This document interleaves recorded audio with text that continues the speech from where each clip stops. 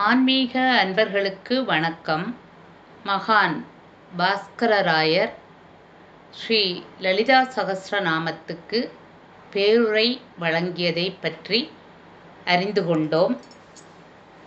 இப்பகுதியில் வாக்தேவிகள் பாடி அருளியவை என்ற தலைப்பில்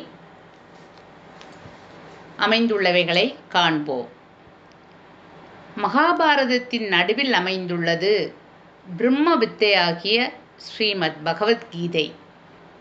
பிரம்மாண்ட புராணத்தின் நடுவில் அமைந்துள்ளது ஸ்ரீவித்தையாகிய ஸ்ரீ லலிதா சகஸ்ரநாமம். அம்பிகை தனது ஸ்ரீபுரம் என்ற நகரில் சிந்தாமணி வீட்டில் கொலுவீற்றிருக்கிறாள்.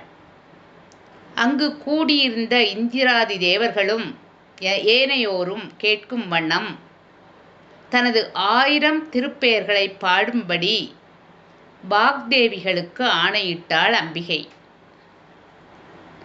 வசினி, காமேஸ்வரி, மோதினி, விமலா, அருணா, ஜெயினி, சர்வேஸ்வரி, சௌலினி ஆகிய எண்மரும் வாக்தேவிகள் எனப்படுவர். ஸ்ரீசக்கரத்தில் 8வது சுற்றாகிய 8 கோணமுள்ள சர்வரோக ஹர சக்கரத்தில் இந்த எண்மரும் இருப்பார்கள். குளிர்ச்சியான வெண்ணிறமுள்ள தோற்றத்துடன் விளங்குபவர்கள். பராசக்தியுடன் மிகவும் நெருக்கமான தொடர்புடைய வாக்தேவிகளை இரகசிய யோகினிகள் என்று சிறப்பித்து கூறுவர்.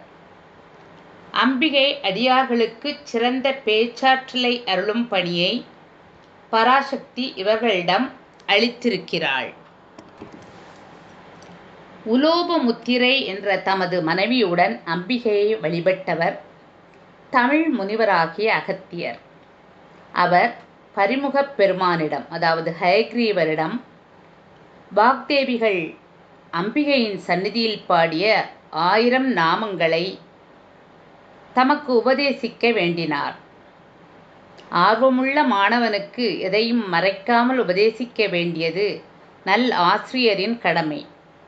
அதனால் பரிமுகப் பெருமான் ஸ்ரீ லலிதா சகஸ்ரநாமத்தை அகத்திய முனிவருக்கு உபதேசித்தார்.